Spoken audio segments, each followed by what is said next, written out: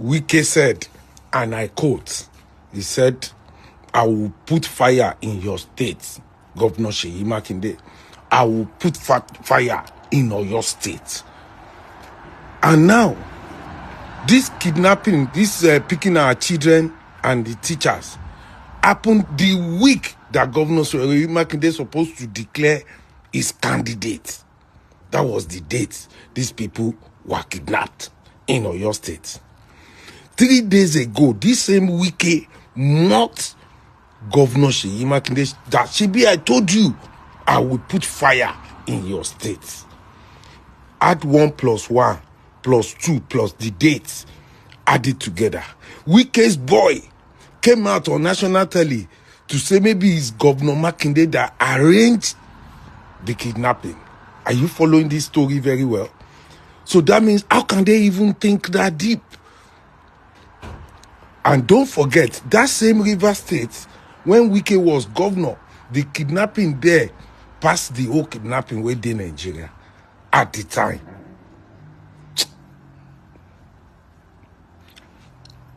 Think. These politicians, they can do and undo. How can one man say we put fire on a state, and 3 days ago he was mocking that same governor, after knowing fully well that a teacher they just beheaded a teacher, children, infants are in the bush? How can he still come out 3 days ago to say, Shebi, I told you I'll put fire? You are getting the fire now. Nigerians, we have to shine our eyes. We have to shine our eyes well. If we say we dey country where law they work, I'm sure DSS or police for don't call Wike now for questioning. What a word. Because of power, you not turn you. Hey guys, I just got back home. Please listen to this. Some of you do not understand what the Fulanis have in store for you. Very, very soon it is going to happen. And when it happens, your eyes will clear. And about whom you will see it very clearly. I was warning you. It is the spillover of their same, should I say, terror effects that we are feeling right across the South. That was why we said with the launch of ESN that we cannot allow that nonsense to continue. They know they are not going to make any headway in the East. They have turned their attention to the West. They are forcibly occupying their land and telling them that they cannot do anything about it. A whole presidency in a country openly and brazenly supporting terrorists. All of you watching and listening all over the world, you know that Miyetti Allah is a terrorist organization. You know that. They have killed. They have said that Benue State is theirs for the taking as a spoil of war. All of you are aware of it. You know what they are doing. Anywhere you have Fulani headsmen, terrorists for that matter, they tell you, oh, they are pastoralists. They are allowed to do their businesses in the forest. All of you are aware of it. But you kept quiet, hoping that somehow Tinubu will emerge as the president, or an Igbo man will come as the president, and your family will start enjoying. But in the meantime, you have no more farmlands, you have no more forests, you have nowhere you can call your own home. The same stupidity exhibited by Hausa peasants that enabled Fulani to take Sokoto from them. That enabled Fulani to take... Let me pause it here. You see, I like, if I'm wrong, I am the first to come out to say I'm wrong. I'm telling you. You see this guy here, Nnamdi Kanu.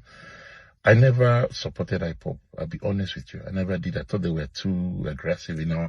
I didn't believe in their cause. But now, I'm looking at all his videos. It looks as if this man saw the future. I'm telling you the truth. Everything he said in the past is happening now in our very before in Nigeria. I'm telling you, this man saw the future. And you know the one where they bust my head? Sunday Igboho, that probably did worse than him, is a chief in Yoruba land today. Militants, this Fulani militant that is causing mayhem in Nigeria today, they are repentant and they are in Nigerian military as repentant militants. Guess what? This gentleman is still in prison in Nigeria under Jagaban government. Is it fair? It's not fair. It's wrong. This guy actually saw the future. I feel bad that I did not even listen to him or believe him. I feel bad.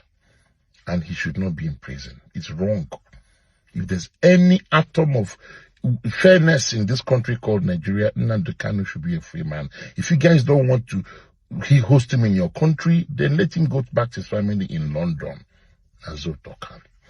And as again, I have to accept for the first time in my life that Nigeria is actually a zone. Nnamdi Kanu Doka. If you release him to go home to his family. is unfair. Fair is fair.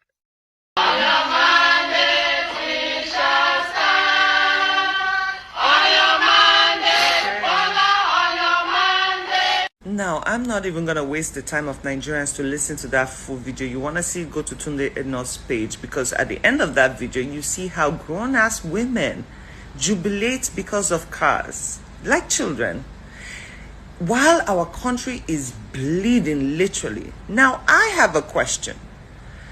Are you the mother of the nation like you're supposed to be, or you're the mother of a specific organization called APC? Because at this point, it feels like you guys are taking Nigeria for yourselves. We have a country of 240 million citizens, but you do not care about those 240 million citizens. You care about running the country as your own private business. With all due respect, please explain to Nigerians why it is that in the most hardest moments of our lives, you show zero empathy and you show zero concerns for the citizens of Nigeria. These are just simple questions. I mean no disrespect by them. We want to know. We are tax-paying citizens, and we want to know why you are so quiet, busy campaigning still, when we have children displaced in Oyo State, which are yet to be rescued. And mind you, while Oyo State we're speaking about it, there's still children that were abducted from Kwara State. Those are 42 students. And apparently it's not a bother for even the rest of Nigerians, because that happens to them every other day. So we are now dealing with our children based on priority, right? We hear the same thing happen in Ekiti State, and we are hearing that these same bandits are in Lagos at the moment, but you are busy campaigning. I just want to know exactly, because since APC has been in power for the last 2 years, we do not even hear the national anthem anymore. The only thing we hear is on our mandate we shall stand. It is so bad that even my brain is starting to sing along, which I detest that, because we are supposed to put Nigeria first, and we should speak the national anthem first before anything. But apparently the new national anthem is on thy mandate we shall stand. All of you jubilate and you celebrate and you campaign and you buy more cars, while the children and Nigeria are literally on fire. The country is running ablaze and everybody is singing on thy mandates. I want to know, why is it that APC is forcing Nigerians to be part of something they do not want? For you to rule a country, you're supposed to care about the lives of the people and what they want, but you do not care. Apparently, this is a family affair, because if we're not listening to your husband speak with respect, which we don't understand what he's saying, we are seeing you speak, which you sing your own praises. Then we hear your son speak, which he sings his father's praises, with no care for thy people. Please explain it to us, because we really, really would love to know. Listen. I don't like politicizing anything that happens. You have said here in FCT that teachers have been kidnapped before. Why was there no protest in the country? It doesn't mean that the teachers in Abuja are not important. You see, I tell people the truth. You have said it here that teachers are being kidnapped in FCT before. Why is it that people never rose up to say, oh, let the teachers in Abuja also be released? So why is this one not particular? Ooh, but the lack of empathy is so glorious at this point that you thought it was the wisest time at this particular moment, where people are finally speaking up, to make a comparison between Abuja and what is going on right now in Oyo or Ekiti or Borno states. Please watch, when I say God will reveal these people, please watch how our leaders, because they feel they are gods on earth, they feel like they are gods in Nigeria, speak and handle situations like this. Zero empathy. They do not care for your lives. This is not a time to compare, and this is why I say every life matters, not just the ones in Oyo State. The ones in Borno and Ekiti State matters. There is no reason why every time I open my phone, I should panic first because I don't know what information is going to be served on a specific date. Please show empathy. And please, for the leaders of the country, please tell me why it is that our fundamental right to protest, we can't do it because apparently there are thugs running from side to side, attacking Nigerian citizens for just having a peaceful protest about the children in Oyo State. Tell me why. Who is giving these people power? Tell me why you are tracking down Nigerians like Livinus and you're picking him up for teaching Nigerians how to use their PVC or how to get their PVC, and you cannot trace the bandits or the kidnappers.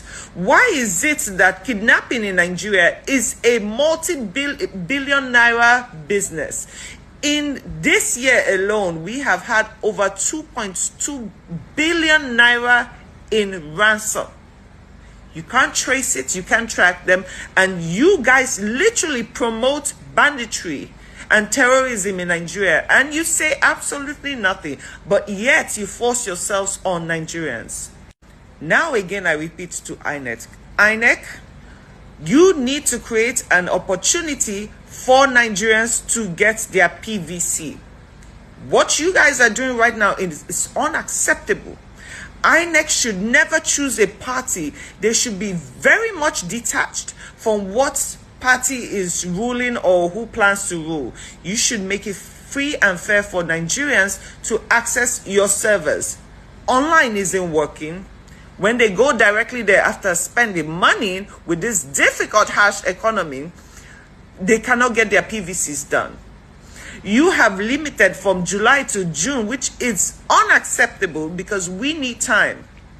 There are people displaced all over Nigeria right now. There are people running from their homes. You have not given them adequate opportunities to create their PVCs. Please open up this. See, I keep saying it. There's but so much Nigerians will sit and be silent. I would never encourage violence in this country. But mind you, bear in mind that violence is exactly what will happen. You people are sending thugs all over the place to shut down Nigerians from teaching the people how to make their PVC. You're running from protest, but you will get a revolution. At this moment, we have Fulani headsmen and all kinds of people roaming about town with weapons and machete and everything that is illegal, but you guys say absolutely nothing. You say nothing. The very thing you guys are scared of is the very thing that will happen. And this is not me instigating the crowd. This is not me trying to create violence, please, because that's the way you all will turn it. I'm just telling you that as a Nigerian citizen, it is our right to protest. It is our right to have access to creating and registering our PVC. It is our right. And I know you would love to use power and force to intimidate Nigerians to shut up. Una Jaburoko. This is not 3 years ago. And this is not last year. This is not even last month. Once you start this thing that people are so desperately begging for, when you get it, please don't say, we did not warn you. And for the news that is going around that the Minister of Power, ex-Minister of Power's sister was kidnapped, for some reason, I would never condone violence, although sometimes they need to get a taste of what is being served to us. But I personally do not believe that news. I feel like it's a propaganda to make Nigerians feel like, oh, after all, this is happening to all of us. I would not believe that news till I see physical videos. So for now, please, let's start singing our national anthem because it's our God-given right. And the old national anthem, not the new one that nobody's brain can even comprehend. And please open the portals. There is no reason why people cannot make their PVCs till September, November, even December. Thank you very much.